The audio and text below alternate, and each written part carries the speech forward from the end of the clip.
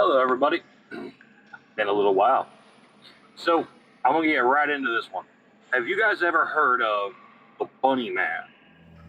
Yeah, sounds a little weird, but apparently there's a gentleman by the name of Douglas Griffin who apparently in 1904 was on his way to the Happy House, the long-term Happy House. And his bus apparently crashed near a bridge on the way to the funny farm. And he got out along with a bunch of other prisoners. And shortly after that happened, weird stuff started happening. People started reporting a lot of dead rabbits on their porches or backyards, like patios and whatnot. And then it started to progressively get worse. It got to the point where people were finding them in their mailboxes, some were finding them inside of their cars. And it got people pretty riled up, as you can imagine. And the police went out there looking for him, and they caught everyone else on the bus, but they never found Douglas Griffin. Never found him. Now, there were reports. A lot of historical people have gone back and said that there's no proof or verification of the fact that this bus crashed, but I'm also in the mindset of, given the time frame, 1904, it was a lot easier for, one, things to get lost, two, if it was in any way a prestigious establishment that he was coming from or going to, they wouldn't want that getting out to the public that they had a mishap and let a bunch of psychos loose out in the middle of Fairfax County, Virginia.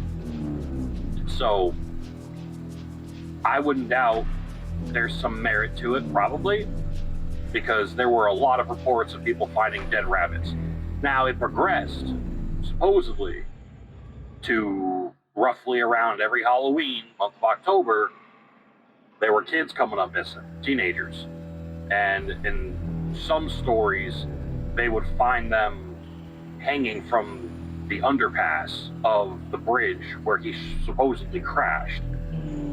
Now, that was kind of where it just faded off into legend, but in the 1970s, there are actual police reports of multiple sightings of a very large guy in a bunny costume, white ears and all, wielding a hatchet and attacking people who were driving past the bridge.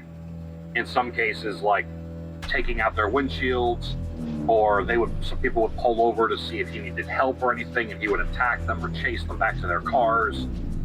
And that's just one of the ones that I've heard about out here on the road from a friend of mine named Natalie.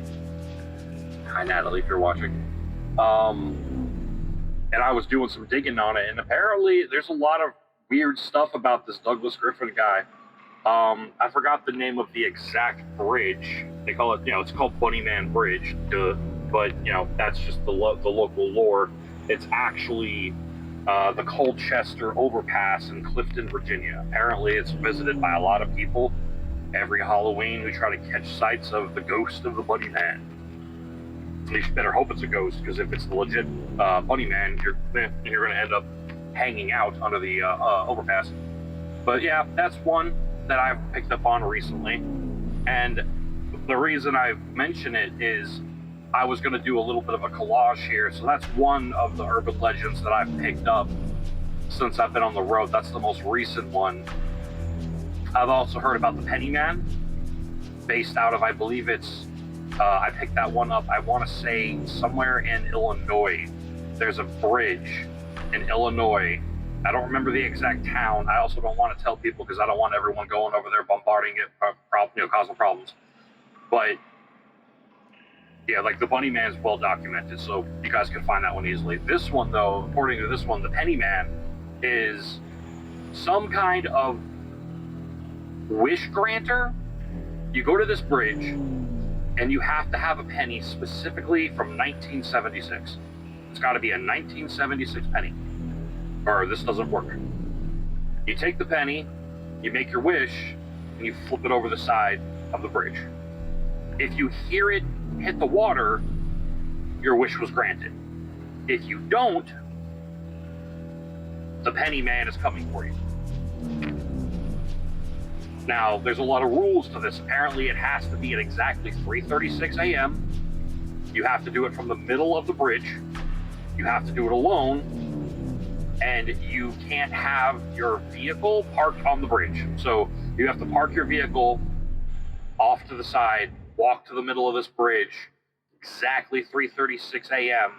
You have to flick a 1976 penny into the water. And while it's on its way down, you have to really quickly say your wish. And if it hits the water, your wish will be granted. If it doesn't, what that basically means is you either wished for something that was extremely selfish, or you wished for something that was too over the top, or your wish had some form of malice in it, or some ill intent towards another person. And if that's the case, he comes after you. Now, what will normally happen, according to the legend, is people will shortly, within a week, be found dead under mysterious circumstances, car accidents, fell off a ladder, got trapped in the oven, whatever, and they always get found with a 1976 penny in the mouth, on the tongue. Now, a lot of people think it's a bunch of BS, but from what I was told, there is a documented case of someone passing away in the vicinity of this bridge, or not the vicinity, but the town of where the bridge is, and it was marked down as just an accidental death. But the guy that told me the story, who lives there, told me that he was the one who found the person. And when he found them, their mouth was slightly ajar, and when he went to lift them up to see if they were okay, a penny fell out of their mouth. And he picked it up, and it was a 1976 penny. So that's what he says. He says the police are trying to keep it hush-hush because apparently if people do it frequently enough, that they actually keep cops stationed at that bridge all the time. And if you try to stop on the bridge for any reason before or after the bridge, a cop will almost immediately run up and tell you to keep it pushing. I think that if a state is going to dedicate law enforcement resources to something like that, because you need two cops, one on each end, there's got to be something to it. Maybe that's not really, it could be a copycat killer kind of thing, or, you know, a psychosis-inducing thing. I don't know, but it's bad enough that they're willing to dedicate 2 police officers every night, all night, to watching this bridge. And again, let's be real. If a town or a state is going to pay cops to watch a bridge all night, something's got to be going on. They're not going to waste that kind of money. Another urban legend that I've picked up involving bridges is apparently there's a bridge, an abandoned bridge in, it's Buffalo, New York. I can't remember the exact name of the bridge at the moment, but it doesn't matter. Again, I kind of don't want you guys going out there looking for these things anyway, to be real with you. The last thing I need is to get blamed for something. But there is another bridge that I picked up out of Buffalo, New York. This has got a longer story to it. So apparently, right after World War II, there was a couple. Guy came back from the war. He had a little PTSD, but for all intents and purposes, he was a good guy. He didn't drink. He worked hard. He had his moments of anger, as his wife put it. But for the most part, he was a good dude. He meant no harm. He tried not to hurt anybody. He never put hands on her. He'd yell, he'd get angry, but he never got violent. Well, there was this bridge. It's either been decommissioned or completely destroyed now at this point. From last I heard, it was decommissioned. So like you can't even get to it with a car. You'd have to park somewhere, climb some stuff, and walk to it. There's this bridge where he eventually just couldn't take it anymore, and he decided to take the leap from this bridge. But the thing is nobody ever found the body. Some people said they saw someone jump. He was reported missing shortly after. The police kind of put 2 and 2 together, because again, it was a smaller town, smaller population back then. Everyone noticed that. I think his name was Jimmy Krecken, something like that. And apparently he disappeared at the same time that people reported seeing a guy jump off this bridge, but they never found a body. Now, under this bridge isn't water, it's railways. So there should have been a body. He didn't float away. He would have landed on train tracks or gravel, something, but nothing there. So his wife likes to think that an angel came and swooped him up before he hit the ground and just took him to heaven. But as the years went on, a lot of people have started having some really weird encounters near that bridge. People were hearing voices. They would hear footsteps following them. They'd stop walking and they'd still hear the crunch of gravel for a couple more steps, turn around, nothing there. Some people said they even heard words of very sorrowful, regretful, mournful crying that would come from just the vicinity of the bridge. There's no tunnel or anything. It's literally just train tracks going under this bridge. And yet they would hear a very echoing style cry. Now, some people have gone out there and tried to commune with them with Ouija boards or the tape recorder thing. I forget how they did EVPs, something like that. Some people have even gone out there with full crews to commune with him. No one's really gotten much of anything, but there was an interesting thing I saw on this. It's not on YouTube anymore. I don't know why, but there was a video of someone who decided to just go there and just do an EVP real quick. And he asked him, why did you jump? And the only word that came up on the EVP was pushed. Now, nobody ever reported seeing anything else. Just got drastically bright. Oh, my lifeline kicked on. No one else reported anything about seeing him up there with anybody. He was up there by himself. Now, he didn't work there. He had no business being up there. So it's a big mystery. But apparently his soul still haunts this. And again, I can't remember the name of the bridge. I know it's in Buffalo, New York, and it's a decommissioned, probably at this point in time, it's probably been torn down. But when I originally heard the story, it was a decommissioned bridge in Buffalo, New York, where you could, and it went over train tracks. It's closed off to the public now. But yeah, and I believe they call it the Weeping Bridge. That's the nickname that I heard it called, was the Weeping Bridge. And it's because more often than not, when you're there, you hear him crying. Some people thought it was just a weird reverberation of trains going by, but it doesn't make sense because the way the bridge is built, that it would echo anything. So there's a lot of them. There's a lot of bridges that I've heard about throughout this one is super niche, so y'all could probably claim BS on me. I wouldn't blame you. This one is just a story I picked up from a good old boy at a blueberry plant. Picking up one day. He swears to God that when he bought his house, there was a hill that had a river going underneath it, and people that owned it before him tried to block the river off for some reason, and they used a shipping container to do it. So when he finally got the money up, he had the shipping crate removed and put somewhere else on the property to let the river flow naturally again. I guess what happened was they had a pond, and they were trying to keep the water for themselves to divert it to their pond.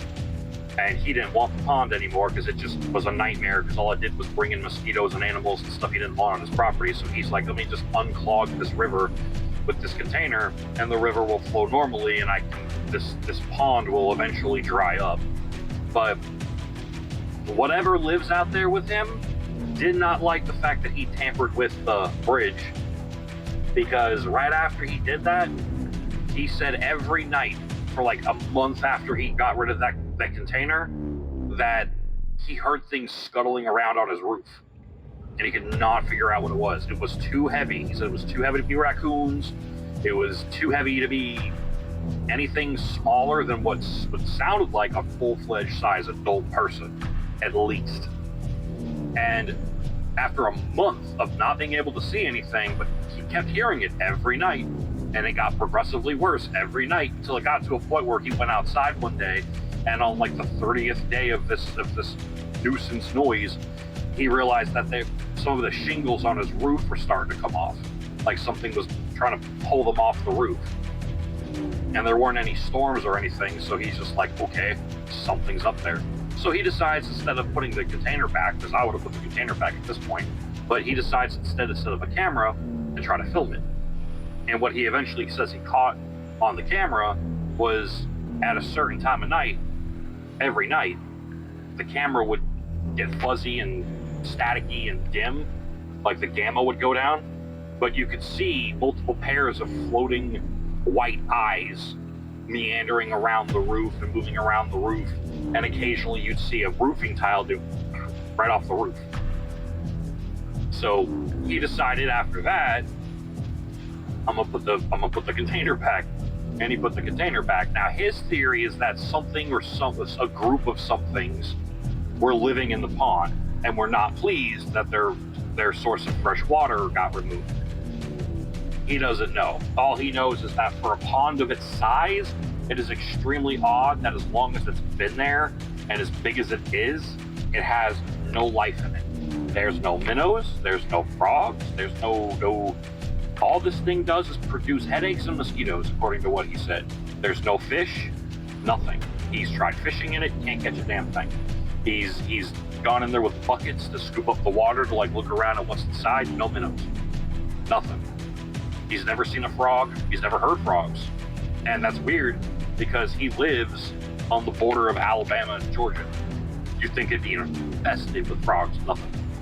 He said nothing lives in this pond. It is brown, murky, dingy, stinky, algae-covered swamp water, basically, despite that it's being fed from a natural water source. He's like, whatever lives in there is gotta be toxic, because not even frogs mess with this pond. All this thing does is produce massive amounts of mosquitoes that he has to deal with every year, and he hates it. So he's been thinking about different methods. He told me he was thinking about getting a lunchbox full of tannerite and like making a homemade boom box to light it and throw it into the pond, and whatever's in there would definitely be dead. I told him that sounds like a great way to piss off whatever's in there and make sure that it does more than rip your shingles off your roof. That's just me. But yeah, never heard from him again, never saw him again. But yeah, there are some very interesting stories about bridges across this country. If you ever get bored, I highly recommend you check them out. There's quite a few. I'm going to maybe do a series on it. I'm not sure. But you guys let me know in the comments section what you think. This is Trucker Tales. I'm glad to be back. It's been a while. If you're listening to this while you're driving, drive safe. And if you're watching this while you're driving, I hope you stub your toe. Multiple times. Every time it heals, you stub it again. Don't watch shit when you're driving. Y'all have a good night. Be safe.